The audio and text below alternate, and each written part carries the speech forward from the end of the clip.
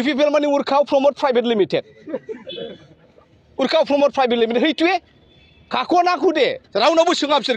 আজি আমাৰ ইয়াত অল্টাৰনেটিভ পাৰ্টি অফ বড়োলেণ্ড যিটো আমাৰ নতুন পাৰ্টি সেই পাৰ্টিৰ মুছলপুৰ ডিষ্ট্ৰিক্ট কমিটিটো ফৰ্ম কৰা হৈছে 4টা ব্লকৰ ৰাইজৰ উপস্থিতিত খুব ভালকৈ কমিটিটো গঠন কৰা হৈ গ'ল এইটো আজি 45 জনীয়া কৰিছে আৰু এইটো এক্সটেণ্ড কৰা হ'ব হয়তো বিটিসি ইলেকশনলৈ বেছি দিন নাই 4 মাহ সময় আছে আপোনালোকৰ প্ৰস্তুতি কেনেদৰে আগবাঢ়িছে যদিও নতুন দল প্ৰস্তুতিটো অন্য যিবিলাক এক্সিষ্টিং পাৰ্টি আছে ডেফিনেটলি তেওঁলোকৰ নিচিনা নহয় কিন্তু আমি আৰম্ভ কৰিছোঁ যেতিয়া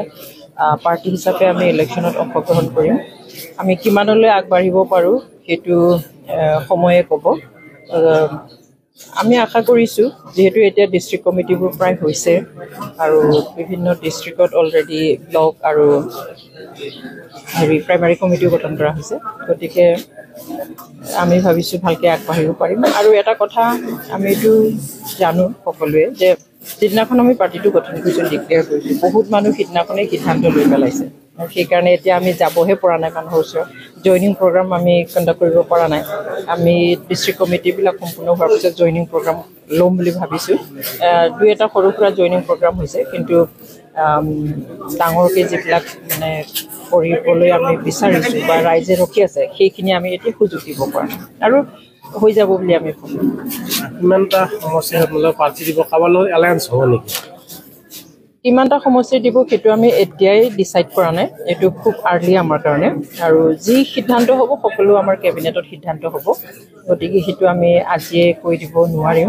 আৰু এলায়েন্সটোতো এনেই এলায়েন্স গোটেই ৱৰ্ল্ডতে এলায়েন্সতেই চলে পলিটিক্স কাৰ লগত হ'ব নহ'ব বা হ'বনে নহ'ব সেই বিষয়ে আমি এতিয়ালৈকে আলোচনা কৰিম সময় বহুত আছে সেইটো কাৰণে আমি নিজৰ ষ্ট্ৰাকচাৰখিনি কমপ্লিট কৰি ল'ম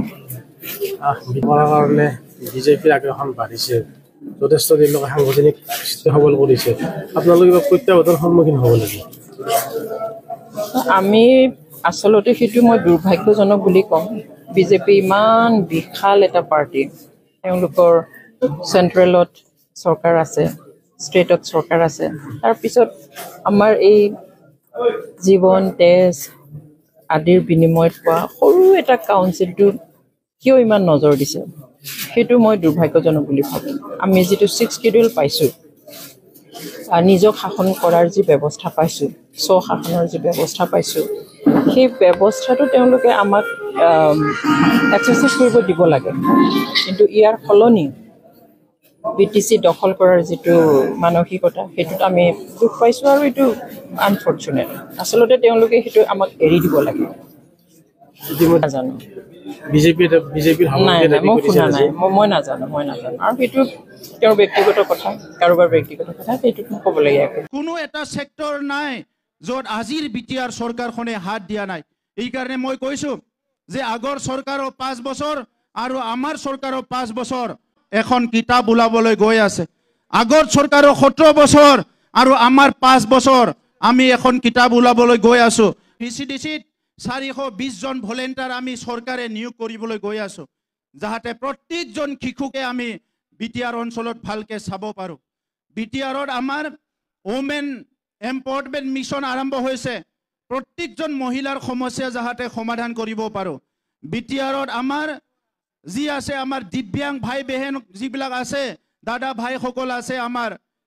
বিশেষভাৱে সক্ষম তেখেতসকলৰ কাৰণে আমাৰ আঁচনি আৰম্ভ হৈছে হেল্থ সেক্টৰৰ কাৰণে বিভিন্ন আৰম্ভ হৈছে এই গোটেই কামটো আজি মই কৈ পেলাই শেষ কৰিব নোৱাৰোঁ